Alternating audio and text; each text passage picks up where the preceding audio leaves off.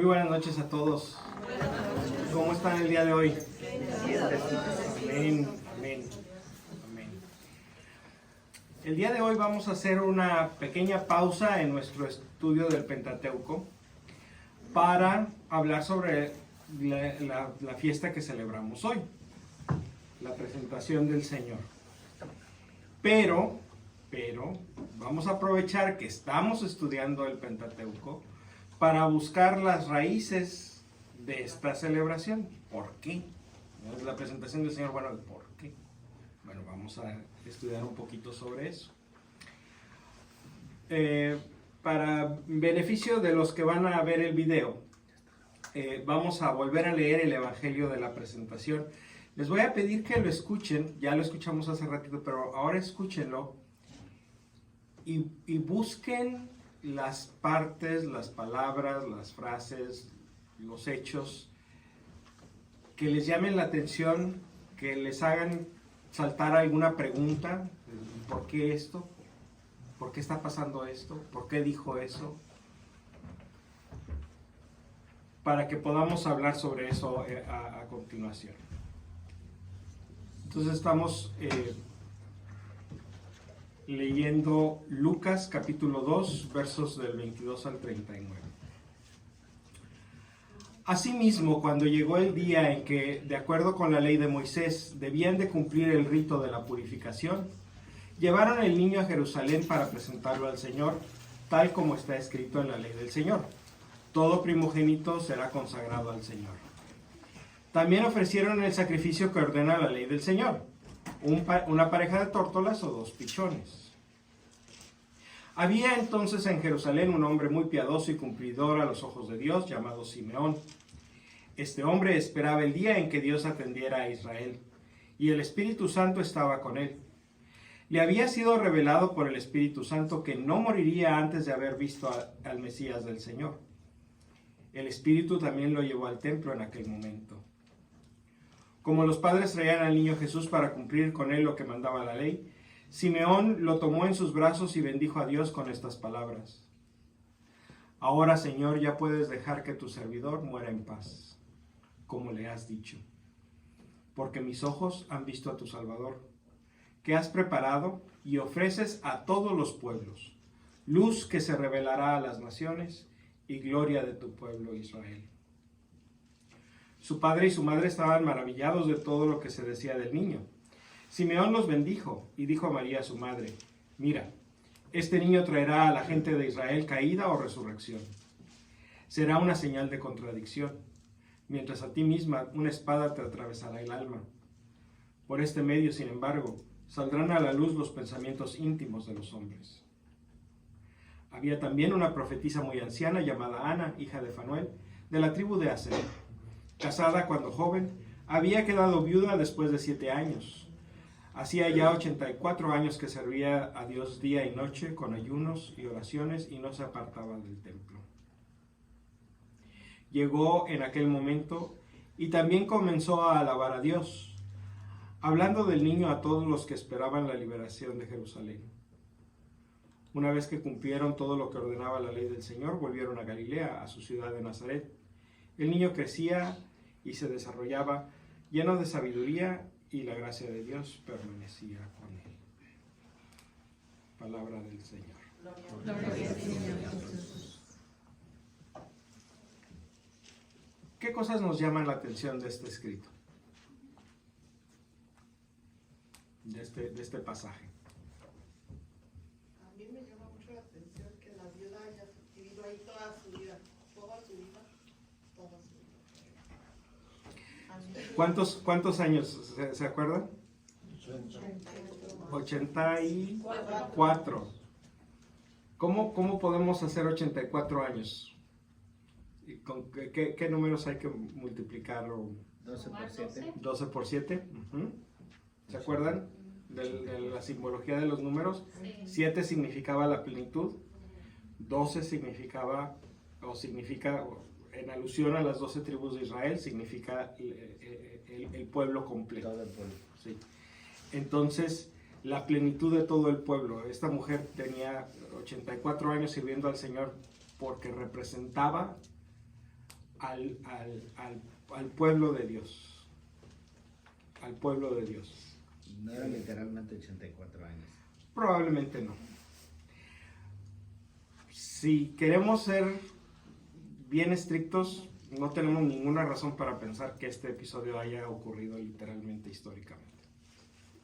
Todo lo que está en el prólogo de los evangelios de Mateo y de Lucas, o sea, las dos narrativas de la infancia no tienen la intención de ser históricas, tienen la intención de ser el prólogo del evangelio, de presentar los temas que el evangelio va a desarrollar. Entonces, aquí estamos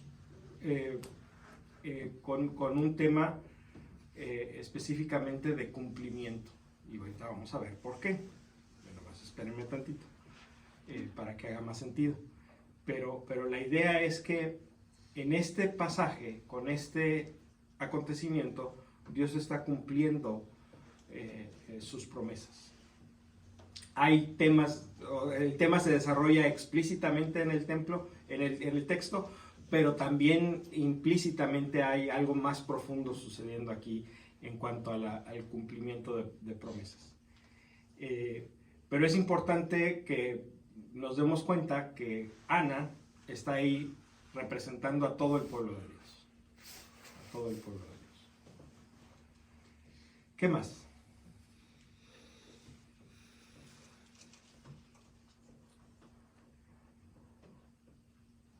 Bueno, vamos a comenzar por el principio.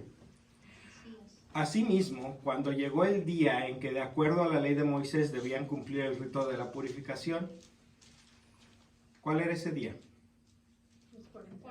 40 días. ¿Por qué? La purificación era para Había María. nacido su hijo. ¿Por qué qué? Perdón. Había nacido su hijo. Había nacido su hijo. Pero ¿por qué eso necesita una purificación? Se decía que cuando la mujer sangraba estaba impura. Y eso suena un poquito como misógino, como despreciando a la mujer, como un poquito una postura machista, ¿no? Esto viene del libro de Levítico, capítulo 12, es todo el capítulo 12, pero es un capítulo chiquito, así es que lo vamos a leer, versículos del 1 al 8. ¿Quién trae su Biblia? Que quiera encontrar Levítico 12, y vamos a leer todo el capítulo, del 1 al 8.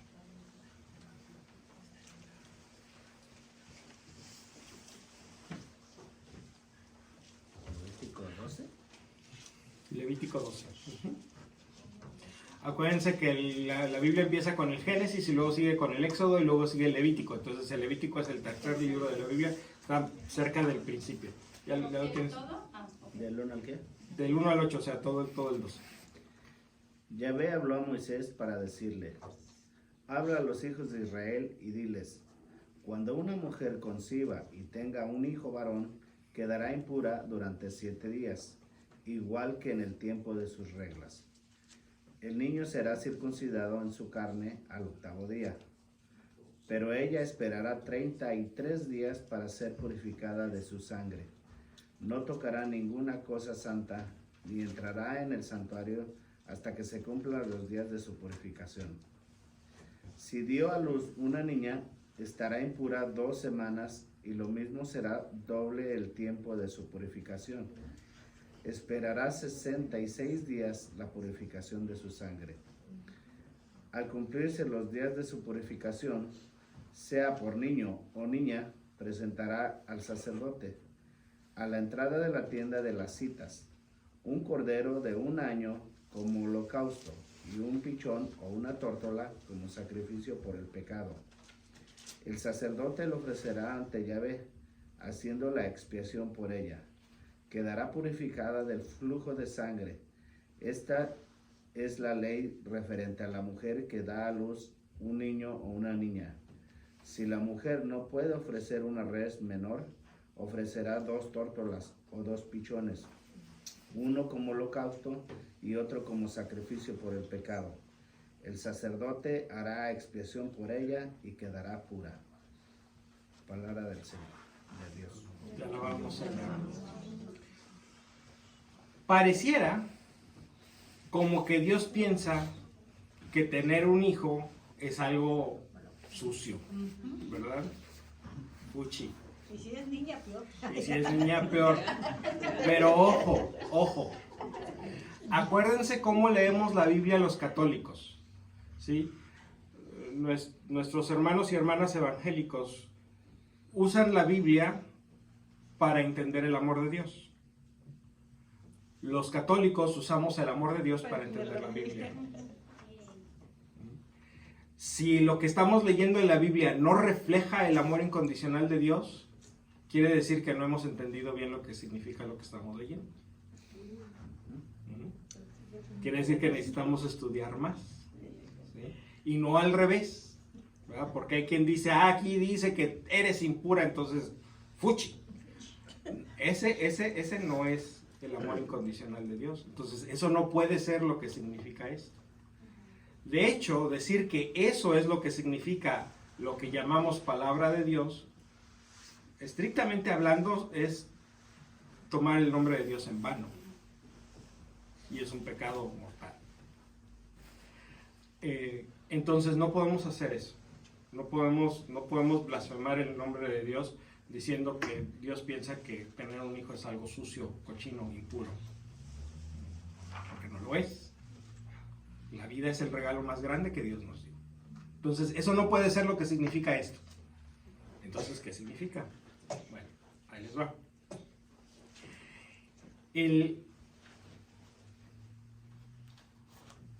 pueblo de Israel vive en una realidad social que es igual a la realidad social de todos los demás pueblos del tiempo y del lugar.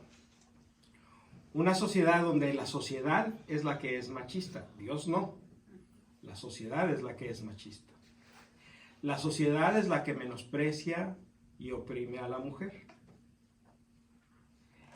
Y Dios va a encontrar maneras de trabajar con esta sociedad machista y ganarle en su propio juego. Y asegurarse que las mujeres son protegidas, aunque tenga que ser con la apariencia de ser discriminadas. ¿Qué pasa cuando la mujer está en esta cuarentena u ochentena? La mujer no puede ir al santuario, o sea, no tiene la obligación de ir a la iglesia. No puede tocar cosas santas. Las personas comunes y corrientes tocan cosas santas para hacer algo con ellas, para trabajar. Entonces la mujer no tiene que hacer trabajo sagrado. La mujer no puede tener relaciones sexuales. Es decir, el marido no la puede tocar. Tiene que estar aparte, para que no la distraigan con ponte a barrer, ponte a lavar los trastes, ponte a trapear, ponte a cocinar, tiene que estar aparte para que pueda dedicarse a cuidar al bebé y a cuidarse de sí misma para recuperarse del embarazo y del parto. ¿Ya ven por dónde va esta cosa? Dios encontró una manera donde, usando el lenguaje de los hombres machistas, encontró una manera para proteger a las mamás y a los bebés. Y pensó Dios, a un bebé niño, todo el mundo lo quiere, todo el mundo lo estima, todo el mundo lo cuida. A una bebé niña, no tanto. Entonces, el periodo para cuando es niña es el doble, para que todavía pueda recuperarse más todavía. Sí. Una pregunta, entonces yo no puedo traer a la niña a los 40 días. Ah, claro que sí.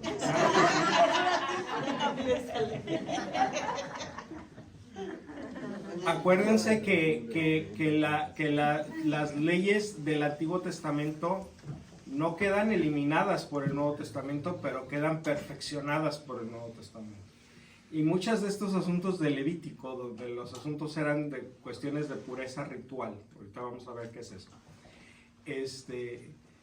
no aplican en el Nuevo Testamento, porque después de la crucifixión de Jesús ya no hay necesidad de sacrificar chivos y vacas y tórtolas y pichones y palomas. El sacrificio de Jesús concluye con esa economía de los sacrificios. Entonces, este asunto de la pureza ritual pues ya no aplica. Casi todas las traducciones de la Biblia hablan de un sacrificio por el pecado. En este caso en particular, dice, al cumplirse los días de la purificación, sea por niño o por niña, presentará al sacerdote a la entrada de la tienda de las citas un cordero de un año como holocausto. Holocausto, es decir, ese sacrificio, ese animal tenía que quemarse completamente. Todo el animal. Piel, carne, grasa, huesos, órganos, todo el animal era quemado.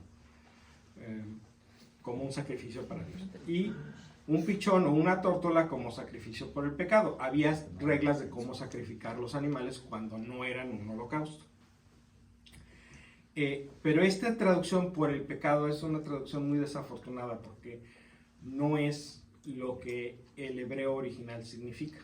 El hebreo original es hatat, que no es pecado.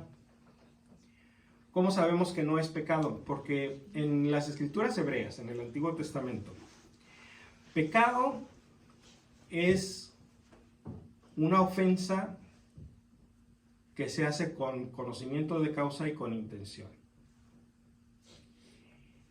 Y cuando alguien comete un pecado, algo que está clasificado en la ley como pecado, la consecuencia es la muerte. La ley del Antiguo Testamento no tolera el pecado. El que comete pecado es reo de muerte. Por eso aquel pasaje donde le llevan a Jesús a la mujer que cacharon en adulterio, le dijeron, la ley de Moisés dice que tiene que morir apedreada. Y Jesús encuentra una manera muy peculiar de aplicar la ley de Moisés, ¿verdad? Sí, pero la va a matar el que esté libre de pecado. ¿Por qué? Porque si su pecado merece la muerte, también el tuyo. Entonces, a ver quién le va a entrar. Y les hizo recordar a los que estaban acusando a la mujer, les hizo recordar a ellos lo que eran también. Es por eso que tiraron. Sí, así es. Yo no creo que necesitaban mucha ayuda para acordarse de que eran pecadores, pero a lo mejor sí necesitaban un poquito de ayuda para acordarse que sus pecados también merecían la pena de muerte, porque todos los pecados en el Antiguo Testamento, todos, merecen la pena de muerte. Por eso no hay tantos. Por eso no hay tantos pecados en el Antiguo Testamento. No llegaban al 11, nomás eran 10. Entonces, el pecado merece la muerte. Pero aquí tenemos un sacrificio que se ofrece por algo. O sea, pareciera como que el sacrificio es el remedio para ese algo. Y los traductores de la Biblia al griego y al latín, los dos cometieron el mismo error, de decir es un sacrificio por el pecado. No hay sacrificios por el pecado. No hay sacrificios por el pecado. El pecado se castiga con la muerte y ahí se acaba el asunto. El sacrificio es cuando es otra cosa diferente que no es pecado.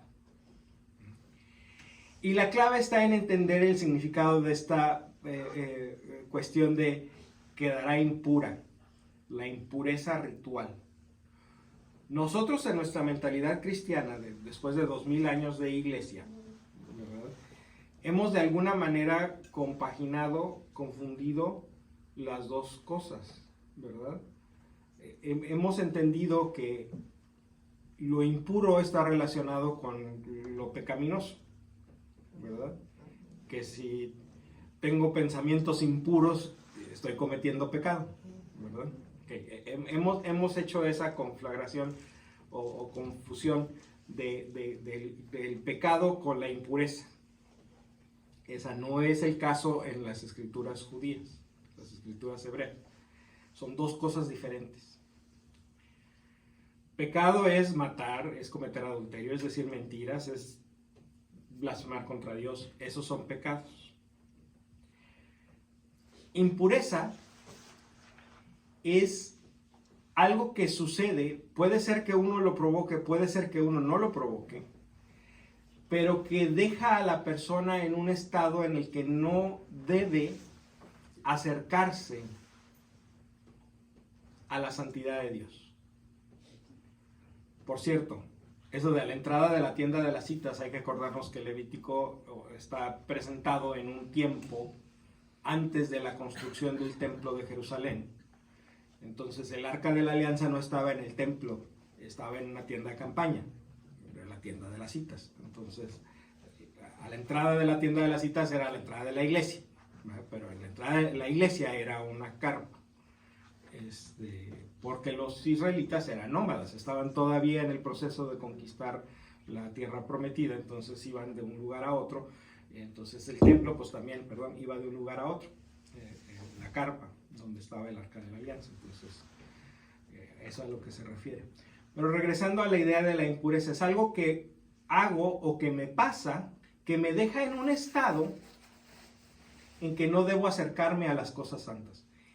Y debo de hacer algo para recuperar mi acceso a las cosas santas. Pero no es porque sea un pecado. Es algo que me pasó. O a lo mejor algo que yo hice, pero que no necesariamente es algo malo. Déjenme ponerles un ejemplo.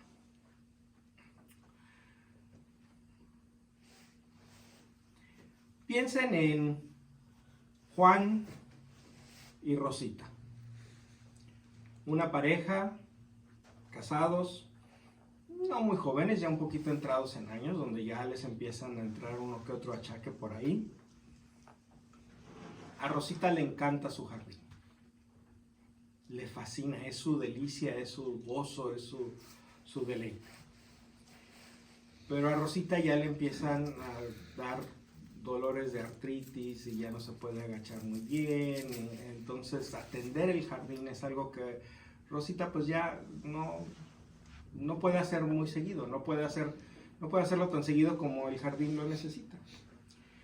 Entonces a Juan, un día que no le tocó trabajar, dijo, hoy voy a ir a arreglar el jardín de mi esposa. Pero esta era la mitad del verano. Entonces, pues temprano en la mañana, pues no había tanto problema. Salió bien trucha el Juan a empezar a limpiar y a escombrar y a mover la tierra y a abonar. Pero no era un jardincito así en una esquinita, era un jardín, era una buena yarda la que tenía. Entonces, pues empezó a pasar la mañana, empezó a transcurrir la mañana y llegó el mediodía y Juan todavía seguía trabajando en pleno rayo de sol, ¿verdad? Juan traía sus botellitas de agua, entonces él se mantenía bien hidratado, pero Juan estaba sudando la gota gorda. Por ahí a media tarde, ya Juan por fin termina. Entonces, va a donde estaba Rosita y le quiere dar un abrazo bien fuerte para decirle, mi amor, te quiero mucho, o ya terminé con tu jardín. ¿Es correcto que Juan haga eso? No. ¿Por qué? Porque estás todo sudado. Entonces, ¿qué tiene que hacer Juan primero antes de ir a darle el abrazo y el beso a Rosita? Tiene que meterse a bañar. Con jabón. De preferencia. ¿Juan hizo algo malo? No. ¿Juan hizo algo para ofender a Rosita? No. Al contrario. Juan hizo algo para halagar a Rosita, para demostrarle su cariño. Pero eso no le quita lo sudado. Para quitarse lo sudado hay que meterse a bañar. Ese es el concepto de la pureza ritual. Hay cosas que hago o que me pasan que me dejan en un estado en que no debo de acercarme a las cosas santas sin antes pasar por un proceso que me haga estar en condiciones para acercarme. No porque yo hice algo malo. Al contrario, pude haber estado haciendo algo muy bueno. Pudo haber estado cumpliendo expresamente la voluntad de Dios. Pero aún así, esta actividad me dejó en un estado de impureza ritual. y necesito pasar por un proceso de purificación ritual. Entonces, tener hijos no es malo. Tener hijos deja a la mujer impura, de la misma manera que atender el jardín de Rosita dejó a Juan impuro. ¿A Dios le da gusto que tengamos hijos? Claro. Ese fue el primero de todos los mandamientos. Sean fecundos y multiplíquense. Una persona que tiene hijos está cumpliendo explícitamente, expresamente la voluntad de Dios. Pero hay algo que tiene que pasar antes para que podamos volvernos a acercar. ¿Y cuáles son este tipo de cosas que nos dejan en un estado en que no podemos acercarnos? Hay muchas en la Biblia, y a lo mejor en nuestros ojos del siglo XXI, en esta sociedad llena de tecnología y de avances científicos, no encontramos muy bien dónde está el hilo que une todas estas cosas. Pero para no hacerles el cuento muy largo, el hilo es este: las cosas que hacen a un ser humano ritualmente impuro son las cosas que tienen que ver con la pérdida de la vida. Con la muerte, sí, pero con cualquier cosa que se parezca. ¿Por qué? Porque Dios es el Dios viviente. Cuando Dios le pregunta en su nombre, Dios contesta: yo soy el que soy. Entonces, Dios es la vida, Dios es el Dios vivo. Y la muerte es lo contrario al ser divino. El perder la vida es como perder a Dios. Entonces, cualquier cosa que tenga que ver con la muerte es impuro. Por eso, enterrar un muerto deja al enterrador ritualmente impuro. No porque sea malo enterrar a los muertos. Dios quiere que enterremos a los muertos. Es una obra de caridad. Pero deja a la persona ritualmente impura porque estuvo en contacto con la muerte. El tocar la sangre deja a la persona ritualmente impura. ¿Por qué? Porque la sangre es la vida. Entonces el estar en contacto con sangre derramada es estar en contacto con... Esta sangre salió de un ser, puede ser un ser humano, puede ser un animal, pero salió de un ser que porque sangró, de alguna manera perdió parte o toda su vida. Por eso cuando la mujer tiene su periodo, también pierde un poquito de su vida. Porque sangra. Después de cuando una pareja tiene relaciones íntimas, son esposos, es perfectamente normal, es algo muy santo, pero hay una cierta, en la mentalidad de los israelitas, hay una cierta pérdida de vida. La vitalidad de las personas después de tener relaciones sexuales como que quedan muy cansadas, right? Es lo normal. Después de tener relaciones íntimas es cansado. La mentalidad de los israelitas es el hombre y la mujer están dando un poquito de su vida para crear una nueva vida. Entonces, aunque el resultado es crear una nueva vida, de todas maneras hay una cierta pérdida de la vitalidad de la persona. Entonces, por eso, las relaciones sexuales implican impureza ritual. Todas las cosas que tienen que ver con lo que los israelitas pensaban perder vida o vitalidad, especialmente con la muerte, esas son las cosas que dejan a la persona impura. Cuando la mujer da a luz, pues también pierde sangre, ¿verdad? Entonces hay una cierta pérdida de la vida, podríamos decir, hay un sacrificio de la vitalidad de la madre para dar a luz a la criatura, que es todavía mayor que lo que sucedió cuando fue concebida, ¿verdad?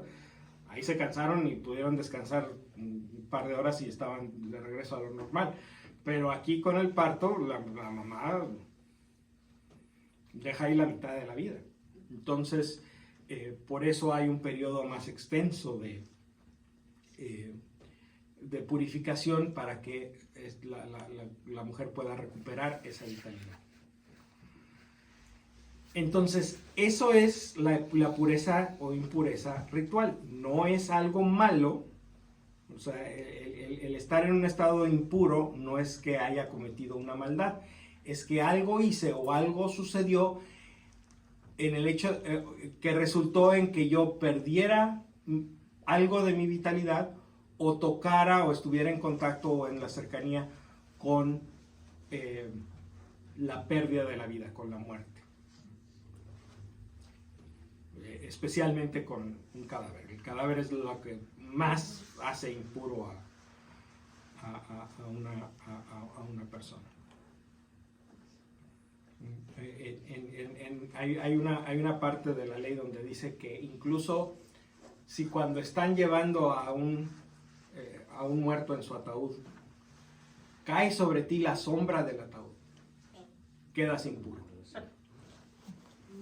¿Eso era antiguamente o sigue siendo hasta hoy día? No. Estoy hablando de la ley de los israelitas. Qué bueno. Sí.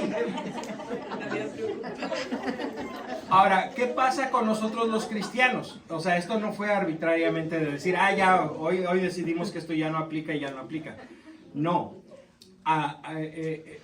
Parte de la revelación de Jesucristo es enseñarnos que estas cuestiones de la pureza o de la impureza fueron una etapa en la educación del pueblo de Israel que no necesariamente tenía que quedarse para siempre. Cuando nosotros estamos criando a nuestros hijos, ¿verdad? Hay veces que ponemos reglas de conducta que no necesariamente queremos que se conserven hasta que son adultos, ¿verdad? Algunas aplican nada más cuando son niños, otras aplican cuando son adolescentes, pero cuando crecen ya no. Ya no se dejan. Y qué bueno que no se dejen, y qué bueno que no se dejen, porque ya no está bien que los papás queramos controlar la vida de nuestros hijos. Ya tiene 25 años y todavía le queremos poner horas de a qué horas sale y a qué horas entra. ¿Cómo, papá, mamá? Si no lo hiciste cuando tenía 15, ya ahorita ya es demasiado tarde, ya se te pasó el tren.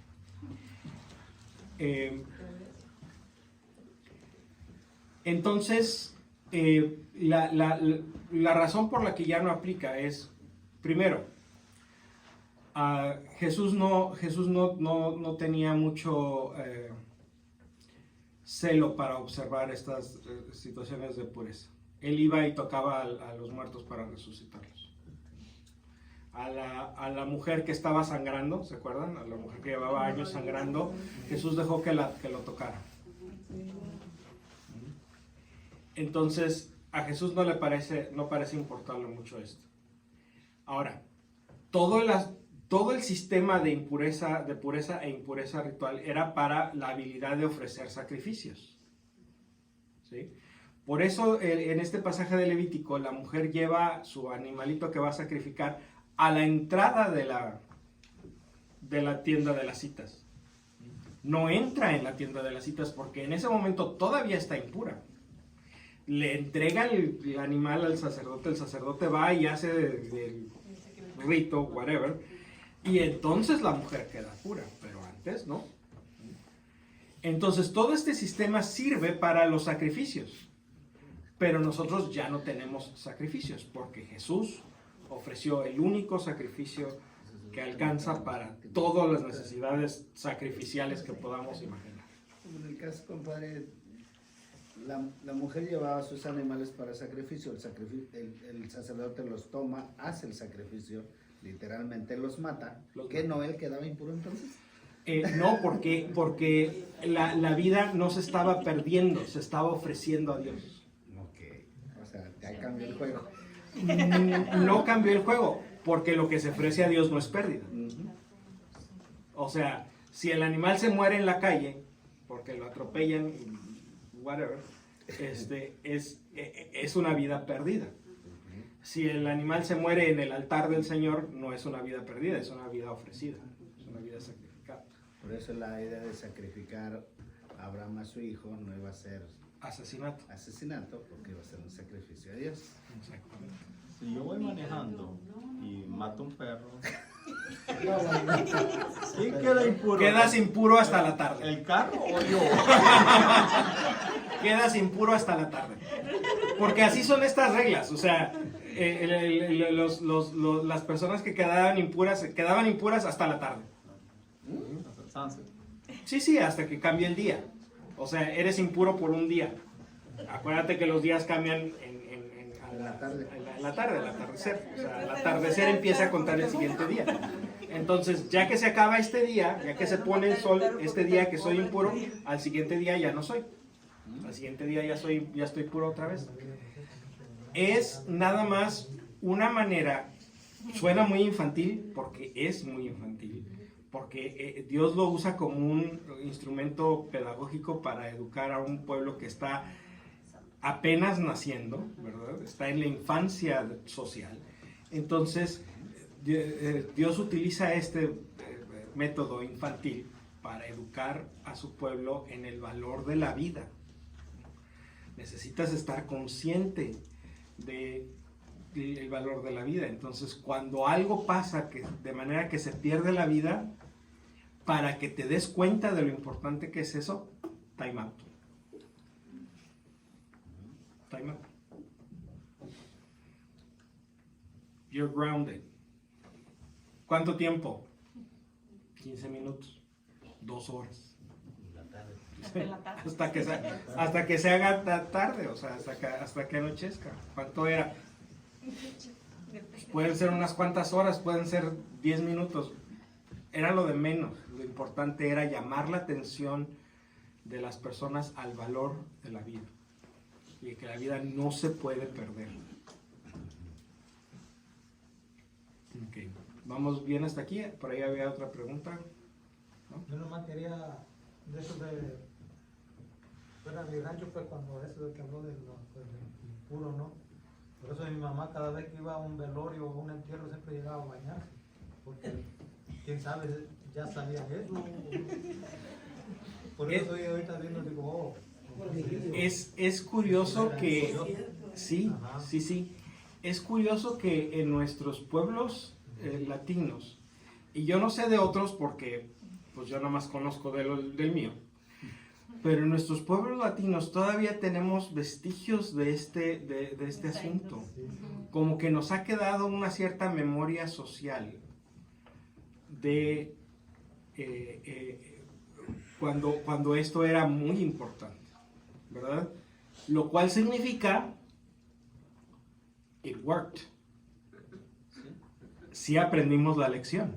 A lo mejor ya se nos olvidó por qué, pero el meneíto todavía no lo sabemos. No sabemos cómo se llama, pero el meneíto, ¿verdad? No sabemos que se llama champurrado, pero sabemos menear. Otra pregunta sobre de la presentación del niño Jesús. Ese es, por ejemplo, es el error, ¿verdad? Porque como dice mi esposo, en mi familia está eso de presentación de los niños cuando cumplen sus 40 días. Y también cuando cumplen 3 años se presenta dando gracias a Dios porque pues ya se levantó la persona del que se alivió de la cuarentena. Pero eso es válido también. Sí, claro, o sea, la cuarentena sigue siendo importante. El proceso de dar a luz no ha cambiado mucho en los últimos 10,000 años. Las mujeres todavía necesitan tiempo para recuperarse. No llora extra. A lo mejor hora extra. También los niños que cumplen 3 más años tiempo es todavía. válido presentarlos ante dar gracias. Sí, bueno, siempre es válido traer a los niños a la iglesia. Y siempre, no necesitamos ningún pretexto para darles una bendición. La tradición de los 40 días viene de aquí. La tradición de los 3 años, que estrictamente hasta hace un cierto tiempo, hasta hace unas cuantas décadas, era mucho más enfocada a las niñas. Las niñas eran las que se presentaban a los 3 años. Esto recordaba una tradición de una fuente no bíblica, de uno de esos evangelios apócrifos, que hablaba sobre la presentación de la Virgen María en el templo cuando cumplió 3 años, para dedicarla al servicio del Señor. Es una leyenda.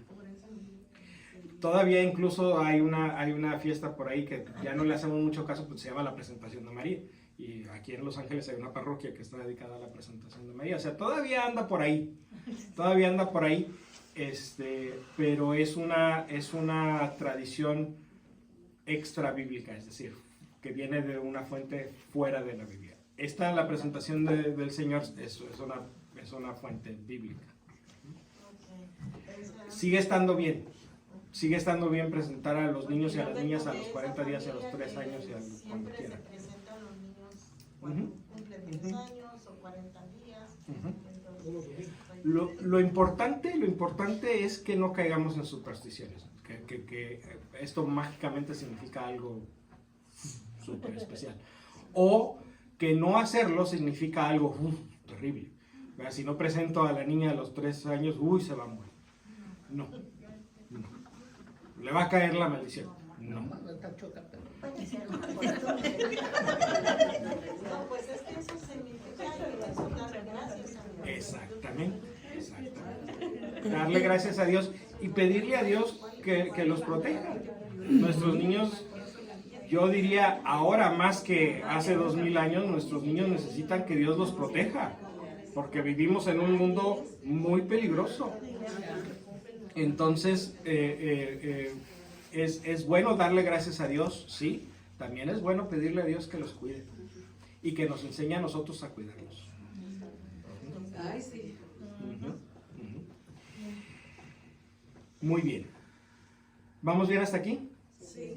Ok, entonces ya podemos pasar al segundo renglón. Ok. Entonces, regresamos a nuestra lectura. Asimismo, cuando llegó el día en que, de acuerdo con la ley de Moisés, debían cumplir el rito de la purificación, ya sabemos por qué. Son 40 días después del nacimiento que celebramos en Navidad. Exactamente. Navidad fue hace 40 días. Y en el calendario litúrgico antiguo, de antes del concilio, el tiempo litúrgico de Navidad terminaba hoy. O sea, la presentación del Señor era la fiesta con la que cerramos el tiempo de Navidad. Todo este tiempo, desde Navidad hasta ahora, era tiempo de Navidad. Y era la gente que realmente entendía de estas cosas solía conservar sus adornos de Navidad puestos hasta el día, ¿no? Muy bien. Justo a tiempo. Muy tradicional, muy bien. Estaban ahí y se levantaba el niño Dios. Era Se por levantaba el niño tradición Dios. o por flojera. Entonces, esta era la fiesta que marcaba el fin del tiempo de la Navidad. Y por eso la conexión. Ahorita hacemos exactamente lo contrario de lo que debería significar. Porque ahorita cuando partimos la rosca de Reyes, el Día de Reyes, andamos asustadísimos de que no nos vaya a salir el mono. ¿Verdad? Uy. Exactamente. El muñequito representa al niño Dios y el que se lo encuentra está tan contento que hace una fiesta y ofrece tamales en la fiesta el día de la presentación, ¿verdad? Para cerrar el tiempo de Navidad y para darle tiempo que se prepare para exacto, para hacer o comprar los tamales. Pero la idea es que me da tanto gusto que me haya salido el muñequito que voy a hacer una fiesta. Exactamente. Hasta se los comen. Sí, ahora hasta se los comen, exacto. Con tal de no tener que pagar los tamales, pero bueno. Pero sí se fijan que todo está conectado con la Navidad, o sea, todas estas tradiciones que tenemos era para darle una cierta continuidad al tiempo, porque ya pasaron 40 días, ya la gente ya anda media distraída de qué fue lo que sucedió hace 40 días, pero esto le ayudaba a la gente a acordarse de que todavía estamos en el tiempo litúrgico de la Navidad. Bueno, después del concilio se reformó el calendario litúrgico y ahora el tiempo de Navidad no se termina con con la presentación del Señor, sino con el bautismo del Señor, que es el domingo después de la Epifanía, a menos que la Epifanía caiga el día 8, en ese caso el bautismo se celebra el siguiente lunes, o sea, el día 9. ¿Cómo está? Este año. La Epifanía cayó en domingo, 8 de enero. No hubo el bautismo del Señor el siguiente domingo, se celebró el lunes, el día siguiente después de la Epifanía, y ese día se termina el tiempo de Navidad. ¿Por qué? Porque no teníamos tantas lecturas para dar todavía otra semana de lecturas de Navidad. No es más que eso. Ok, entonces llevaron al niño a Jerusalén para presentarlo al Señor tal como está escrito en la ley del Señor. Todo primogénito será consagrado al Señor. También ofrecieron el sacrificio que ordena la ley del Señor, una pareja de tórtolas o 2 pichones. Ya vimos lo del sacrificio de las tórtolas y los pichones, ¿verdad? Pero ¿qué es esto de todo primogénito varón será presentado al Señor? Por favor, busquen Éxodo 13. Acuérdense, Éxodo es el segundo libro de la Biblia, entonces está todavía antes de donde encontraron el Levítico. Éxodo 13, versos del 12 al 15. ¿Ready? A ver si alguien da por acá de este lado.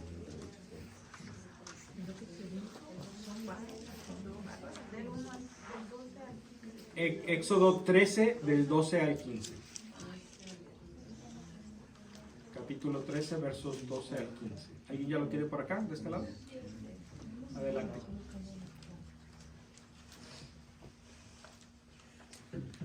Consagrarás a Yahvé todos los primogénitos.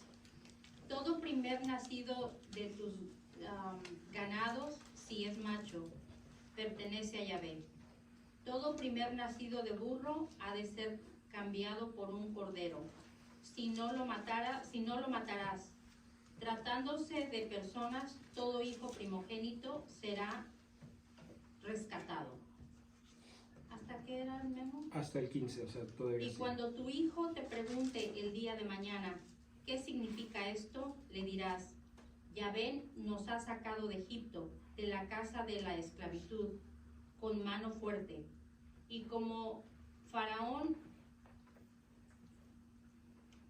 porfiaba en no dejarnos salir, Yahvé mandó a todos los primogénitos de Egipto, tanto de hombres como de animales.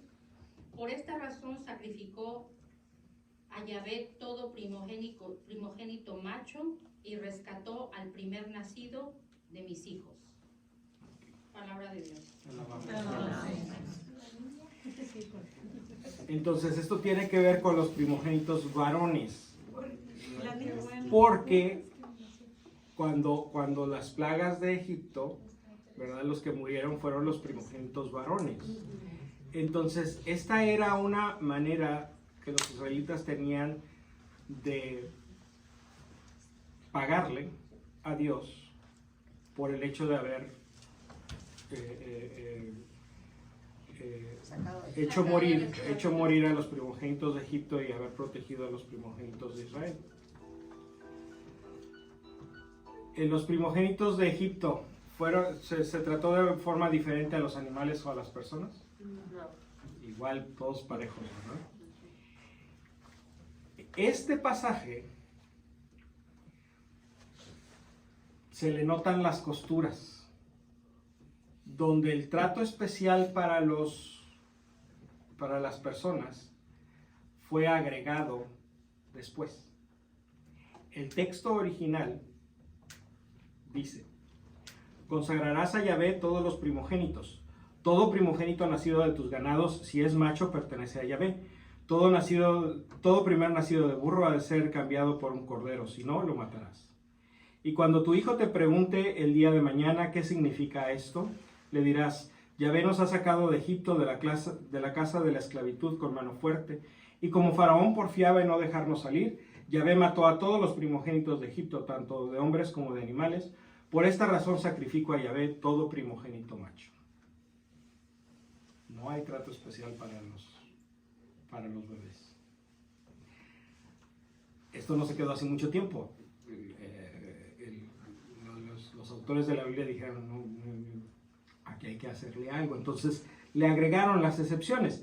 Tratándose de personas, todo hijo primogénito será rescatado. Y en el segundo párrafo, y rescato al primer nacido de mis hijos. Pero esto fue algo que se agregó después. Busquen por favor Deuteronomio 18 del 10 al 14.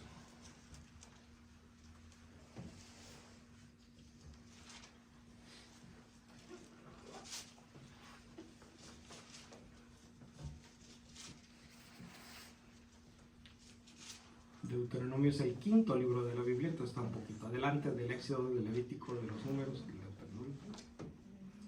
Deuteronomio 18, del 10 al 14.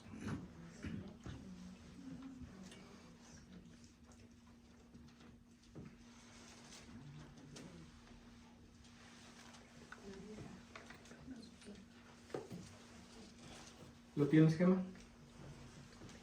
18 del... 10 al 14. Que no haya en medio de ti nadie que haga pasar a su hijo o a su hija por el fuego. Que nadie practique encantamientos o consulte a los astros. Que no haya brujos ni hechiceros. Que no se halle a nadie que se dedique a supersticiones o consulte los espíritus. Que no se halle ningún adivino o quien pregunte a los muertos. Porque Yahvé aborrece a los que se dedican a todo esto y los expulsa delante de ti a causa de estas abominaciones. Tú, en cambio, te portarás bien en todo con Yahvé, tu Dios. Esos pueblos que vas a desalojar escuchan a ti, hechiceros y adivinos. Vas a desalojar, escucha a hechiceros y adivinos, pero a ti, Yahvé, tu Dios, te digo algo diferente. Te dio algo diferente. ¿Hasta aquí o también Sí, aquí? hasta ahí. Gracias. Palabra de Dios. Hay un pueblo en la región de la Bahía de San Francisco, todavía no me acuerdo, no me acuerdo bien cuál es, pero es una de esas ciudades chiquitas, donde hay una ley que dice que está prohibido que en la calle principal, o sea, en Main Street, desfilen camellos por las tardes. Por las mañanas, sí, cerca de San Francisco. Por las mañanas no hay problema, pueden desfilar camellos. Y por la tarde, pueden desfilar caballos, chivos, elefantes, leones, tigres, burros, pero no camellos. También en Hollywood. ¿Qué creen que pasó? ¿A alguien se le ocurrió lo de los camellos así de la edad? No, camellos en la tarde, no, camellos en la tarde no. ¿Ustedes creen que pasó así? No. ¿Qué pasó antes de que hiciera la ley? Se fijaron los vecinos. ¿De qué? De los camellos. Obviamente de los camellos, que desfilaron por la tarde y fue un desastre. Entonces hicieron la ley, ¿verdad? Porque las leyes se hacen para regular algo que ya está pasando. Ninguna ley se hace para prevenir algo que se imagina el legislador que pudiera pasar. Así no funcionan las leyes. Las leyes siempre se hacen en respuesta a algo que ya está sucediendo. Entonces, cuando el Deuteronomio dice que no haya en medio de ti nadie que haga pasar a su hijo o a su hija por el fuego, ¿qué quiere decir? Que ya lo hacía. Que los israelitas en algún momento practicaban sacrificios humanos. Sí. Ahora, esto no es no es un comentario antisemita. Nuestros antepasados cometían sacrificios humanos y estaba mal, igual que los que cometían los israelitas. O sea, los hechos son los hechos. Dios tomó eso y los fue educando poco a poquito para que ellos se dieran cuenta que eso no necesitaba hacerse. El Deuteronomio se escribió bastante después que el Éxodo, entonces aquí ya estaba la experiencia, ¿verdad? Y probablemente alrededor de este tiempo se editó el Éxodo para agregarle, pero no a los niños, para que la gente no hiciera esto. De todas maneras, la idea de sacrificar al primogénito pues era algo que había quedado muy enraizado en la mente del pueblo. Entonces decía, ok, sacrifica otra cosa para que rescates a tu hijo. En lugar de sacrificar a tu hijo, sacrifica un chivo para que el intercambio, o sea, cámbiaselo, ¿verdad? Y el Éxodo y el Deuteronomio están de acuerdo. Y fíjense, esto es algo bien importante. ¿Cómo termina el pasaje del Deuteronomio? Esos pueblos que vas a desalojar escuchan a hechiceros y adivinos, pero a ti, Yahvé, tu Dios, te dio algo diferente.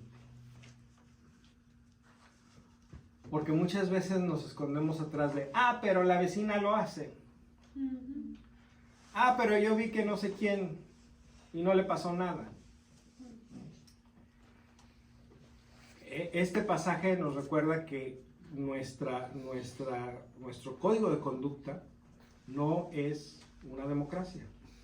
No depende de lo que pueden hacer o no hacer los demás.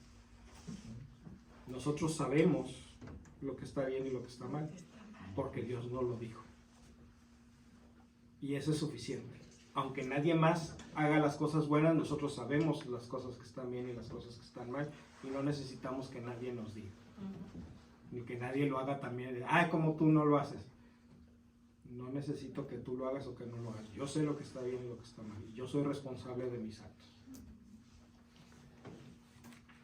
Sí, había una vecina que su esposo la golpeaba.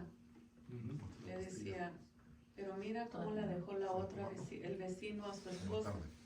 Yo nada más te dejé un ojo morado y yo tengo dos.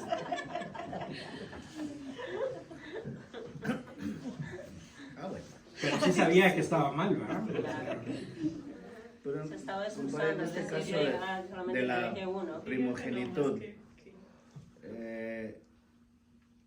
también se puede vender la primogenitud, cambiar. Se puede cambiar por otro, o sea, igual por igual, o sea, Jacob una vida por se la cambió a Esaú, ¿no?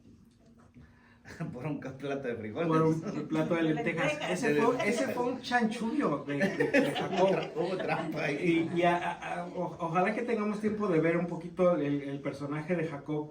Jacob no es una persona derecha. Jacob es una persona convenenciera, habilidosa, ¿verdad? Lo que aquí en inglés le dicen street smart. O sea, Jacob era abusado, gandalla,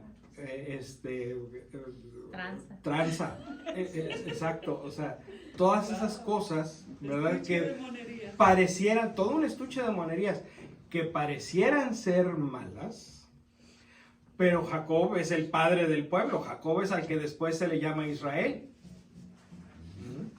Entonces el pueblo de Israel ve en Jacob a su padre. ¿Por qué? Porque acuérdense que el Pentateuco terminó de ponerse en forma durante el exilio en Babilonia, donde ser gandalla y habilidoso y mañoso y tranza y todo eso era la única manera de sobrevivir. El que no tranza no avanza. En ese caso, eso era bastante cierto. Entonces, el presentar al padre del pueblo en esa luz era un consuelo para los que tenían que hacer eso. A lo mejor se sentían que, no sé si esto está bien o está mal, pero lo tengo que hacer, pues si no me muero, o se muere mi familia. Y los escritores de la Biblia dijeron, no te preocupes, también nuestro padre Jacob fue así, igual que tú. ¿Por qué? Porque acuérdense que nosotros usamos el amor de Dios para entender lo que dice la Biblia. Dios quiere que sobrevivas. Y si necesitas transar para sobrevivir, tranza. Si necesitas decirle a la migra que te llamas Pedro Infante, dile que te llamas Pedro Infante. Aunque te parezcas a Jorge Negrete. Aunque te parezcas a Jorge Negrete. Pero sobrevive. pero sobrevive. Sí, sí es mentira y no está bien, pero está peor morirse en el desierto. O está peor que te regresen a tu país y que te mate la ganga. Entonces, hay cosas malas y hay cosas peores. Y morirse es lo peor de todo. Yo tengo una pregunta. ¿Los burros eran impuros o son impuros? Los burros son animales impuros, sí. ¿Por qué? Porque no tienen la pezuña dividida. Ay, era mi pregunta, ¿por qué era el burro? Vamos. Bueno, aquí se menciona el burro porque el burro era un animal valioso. Entonces, Yo pensé que porque era burro. porque, o sea, dice, todo primogénito nacido de burro ha de ser cambiado por un cordero. O sea, aquí ni siquiera le estaban dando la opción, ¿verdad? O sea, borreguitos tienes muchos, burros a lo mejor nomás tienes uno. Si te nace otro, conserva el burro y deshazte de uno de tus borreguitos, porque dentro de 15 días vas a tener otros 8. Y burros no. Y el burro te sirve más que el borreguito. Y el burro ya se acabó y los borreguitos. Y los borreguitos, ¿no? Exactamente. Entonces aquí Dios estaba dando un consejo práctico al pueblo. Ok. Ya casi vamos a terminar. Ya casi vamos a terminar el segundo renglón. No. El resto del pasaje, o sea, este es por qué sucedió esto. Bueno, porque José y María estaban cumpliendo con todas estas cosas que ellos eran muy familiares, o sea, estaban muy familiarizados con la ley de Moisés, porque esa era su vida, su religión, y también la religión de Jesús. Entonces, pues era muy obvio. Y el lector que sabe de estas cosas, que va leyendo el Evangelio de Lucas y sabe sobre la ley de Moisés, pues hace las conexiones.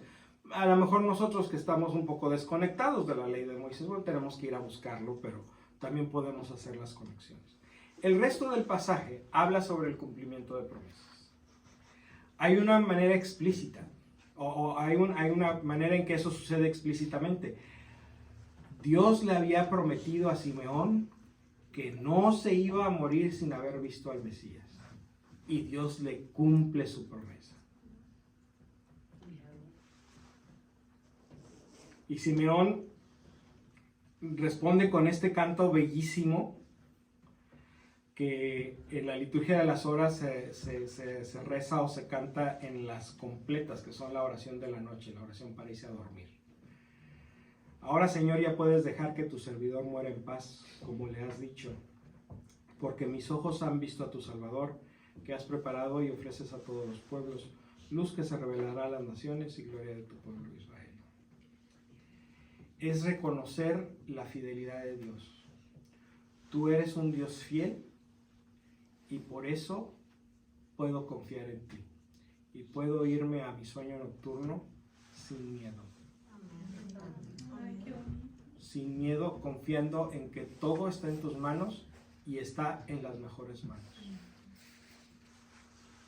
Porque nosotros creemos que incluso en el abismo de la muerte llega la mano de Dios a rescatarnos, a ofrecernos resurrección, como lo hizo a su Hijo. Entonces también, si Dios alcanza hasta el abismo de la muerte, también alcanza las tormentas de la vida. Hay veces que no encontramos la salida, hay veces que hay cosas que nos preocupan mucho, hay veces que nuestra vida se está derrumbando a pedazos. Pero Dios es un Dios fiel que no nos va a soltar de su mano. Eso no quiere decir que no vamos a sufrir, eso no quiere decir que no va a haber dolor. Lo que quiere decir es que en todo eso Dios va a estar con nosotros. Y al final todo va a estar bien. Y al final todo va a estar bien. Y todo es más fácil de sobrellevar si confiamos en Él. Con esa confianza. Por eso podemos dormir tranquilos, porque sabemos que aunque nos esté cargando el payaso, Dios está con nosotros y mañana va a ser otro día. A lo mejor mañana se arregla todo, o a lo mejor pasado mañana, o a lo mejor después. Pero sabemos que de cualquier manera las cosas tienen un final feliz, porque la historia de toda la humanidad tiene un final feliz. Y porque confiamos en la fidelidad de Dios, podemos decir, ahora Señor, puedes hacer lo que quieras conmigo, porque yo confío en tu fidelidad. Ahora Que entiendo todo lo por que qué haga no lo va a duermo. hacer bien. Ahora entiendo por qué no duermo. Ese puede ser un buen ejercicio de relajación, Sí, lo usar este cántico de Simeón para ponernos en tono y nosotros hacer nuestro propio cántico de confianza. O sea, dejar que las palabras de Simeón nos inspiren, pero nosotros, que brote de nuestro corazón, este es mi canto de confianza.